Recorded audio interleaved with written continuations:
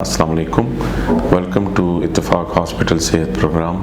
میرا نام ڈاکٹر محمد مرتضی شفقت ہے، میں کنسلٹنٹ اینڈوکرینالوجسٹ ہوں۔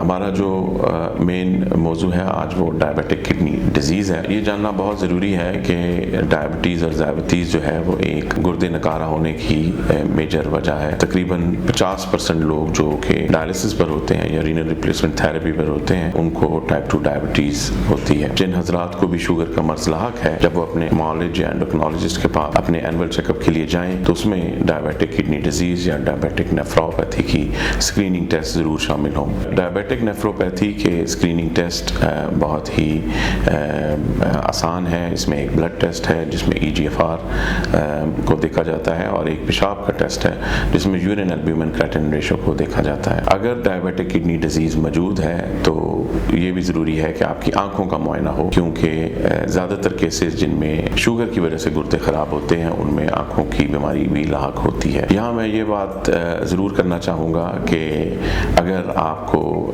شوگر کی وجہ سے گردوں کا مرض لاحق ہے تو اس کا جو علاج ہے یا مینجمنٹ ہے وہ بہت ہی اہم ہے، اور یہ بہت ضروری ہے کہ وہ آپ اپنے اسپیشلسٹ اینڈوکرینالوجسٹ کے ساتھ ڈسکس کریں اور اس کا ایک پراپر پلان بنے۔ شوگر کا جو مرض ہے وہ جب خصوصاً گردوں کا مرض کی وجہ بنتا ہے تو اس کی جو مینجمنٹ ہے وہ بہت ہی طریقے سے اور ایک پراپر پیٹرن کے حساب سے ہونی چاہیے۔ اس میں سب سے اہم بات یہ ہے کہ آپ نے اپنے معالج کے ساتھ ڈسکس کرنا ہے کہ آپ کا انڈیویجولائزڈ بلڈ شوگر ٹارگٹس کیا ہیں۔ کڈنی کی 5 سٹیجز ہیں اور ہر سٹیج کا جو بلڈ شوگر ٹارگٹ ہے وہ ڈیفرنٹ ہوتا ہے۔ آپ کو یہ جاننا بہت ضروری ہے کہ آپ نے اپنی شوگر کا لیول کس حد تک رکھنا ہے۔ دوسری بات یہ ہے کہ شوگر کی جو ویریبلٹی ہے اس کو کم سے کم رکھنا ہے۔ اب شوگر کی ویریبلٹی جو ہے وہ بہت ہی اہم فیکٹر ہے گردے کے نکارہ ہونے میں، اور اب ہمارے پاس لکیلی بہت سی نیو ڈیوائسز پاکستان میں بھی موجود ہیں جس کو کنٹینیوس گلوکوز مانیٹرنگ کہتے ہیں، جس سے آپ کی ویریبلٹی کے بارے میں اندازہ لگایا جا سکتا ہے اور آپ کا ٹریٹمنٹ اس کے حساب سے ایڈجسٹ کیا جا سکتا ہے۔ تیسری اہم بات یہ ہے کہ بہت سی ادویات اور ایون انسولین کی سکریشن گردے نکارہ ہونے کی وجہ سے بہت کم ہو جاتی ہے، جس کی وجہ سے ہائپوگلائسیمیا کا رسک بہت بڑھ جاتا ہے، اور ہائپوگلائسیمیا کی وجہ سے گردوں کے مرض میں جو موت کا تناسب ہے وہ 4 سے 5% بڑھ جاتا ہے۔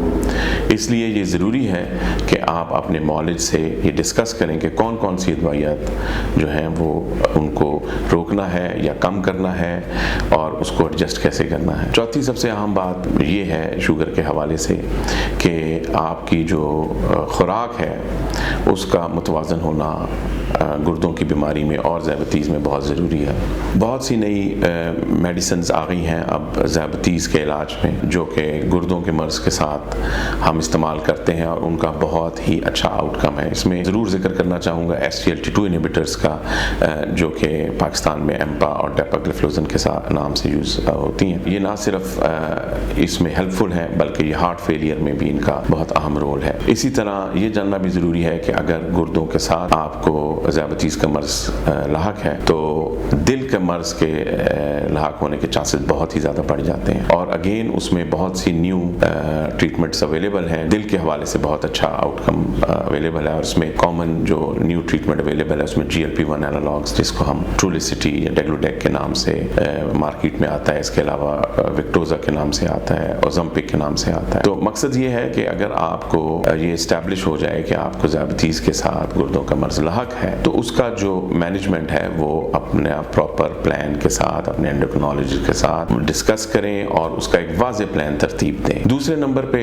جو گردوں کی مین وجہ ہے فیل ہونے کی وہ بلڈ پریشر ہے، اور یہ بات جاننا ضروری ہے کہ شوگر کے مرض کے ساتھ جو ہائپر ٹینشن کا مرض ہے وہ بھی بہت کامن ہے۔ اگر آپ کے گردوں میں پروٹین لیک ہو رہی ہے اور آپ کو شوگر کا مرض لاحق تو آپ کو ایک specific blood pressure target achieve کرنا ہے جو کہ 130/80 ہوتا ہے، اور اس کے لیے اسپیسیفک قسم کی میڈیکیشن ضرورت ہوتی ہیں جو کہ آپ کی کڈنی ڈیزیز میں اور آپ کے بلڈ پریشر میں ہیلپ فل رہتی ہیں۔ تیسرے نمبر پہ میں یہاں ضرور ذکر کرنا چاہوں گا کہ آپ کا جو لپڈ پروفائل ہے وہ بھی ڈائبیٹک کڈنی ڈیزیز میں مانیٹر کرنا بہت ضروری ہے۔ آپ کا ٹوٹل کولیسٹرول 4 ملی مول پر لیٹر اور LDL 2 ملی مول پر لیٹر سے کم ہونا چاہیے۔ اچھا، اس میں جو ادویات ہمارے پاس اس وقت اویلیبل ہیں جو کہ پاکستان میں بہت وائڈلی اویلیبل ہے، اسٹیٹنز ہیں۔ اسٹیٹنز کے علاوہ اور بھی ادویات ہیں جو کہ ہم یوز کر سکتے ہیں، جس میں ایزیٹیمائب ہے، فینوفائبریٹس ہیں۔ تو اگین یہ ضروری ہے کہ آپ اپنے معالج کے ساتھ شوگر، بلڈ پریشر اور کولیسٹرول کو ڈسکس کریں۔ آپ کو اپنا یورک ایسڈ بھی ضرور چیک کرنا چاہیے اور کوشش کرنا چاہیے کہ یورک ایسڈ جو ہے وہ آپ کا جو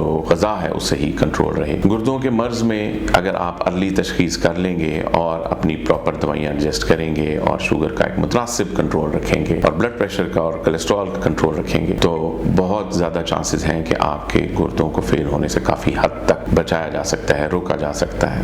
لیکن اگر ان چیزوں کا خیال نہیں رکھا جائے گا تو جیسے جیسے ذیابیطیز کی ڈیوریشن بڑھے گی، گردوں کے فیل ہونے کا چانسز اتنے زیادہ بڑھیں گے، اور ایک دفعہ جب وہ اینڈ سٹیج رینل ڈیزیز میں ڈیولپ ہو جاتا ہے تو پھر آپ کے پاس ٹریٹمنٹ آپشنز جو ہیں وہ ڈفرینٹ ہیں، جس میں ڈائلسس اور رینل ٹرانسپلانٹ ہے۔ یہاں میں یہ بات ضرور کرنا چاہوں گا کہ ڈائلسس پاکستان میں لوگ بہت ہیزیٹنٹ ہوتے ہیں کرنے میں، لیکن یہ ایک مستفنی ٹریٹمنٹ ہے اور کئی سالوں سے استعمال ہو رہا ہے۔ اسی طرح رینل ریپلیسمنٹ تھراپی کے علاوہ جو رینل ٹرانسپلانٹ ہے وہ بھی پاکستان میں اویلیبل ہے۔ ہمارے یہاں مستند ادارے بھی ہیں جو کہ رینل ٹرانسپلانٹ کرتے ہیں۔ تو پہلی کوشش تو یہ ہونی چاہیے کہ اگر ذیابیطیز کے ساتھ گردوں کا اسکریننگ ٹیسٹ ضروری ہے، جب بھی آپ اپنے اسپیشلسٹ اینڈوکرینالوجسٹ کو جا کے اینول ریویو کروائیں، اور اگر یہ مرض موجود ہے تو اس کا پراپر مینجمنٹ پلان ضرور اس کے ساتھ ڈسکس کریں، تاکہ کوشش کی جائے کہ اس بیماری سے زیادہ سے زیادہ بچا جائے اور اپنے آپ کو صحت مند رکھیں۔ بہت شکریہ،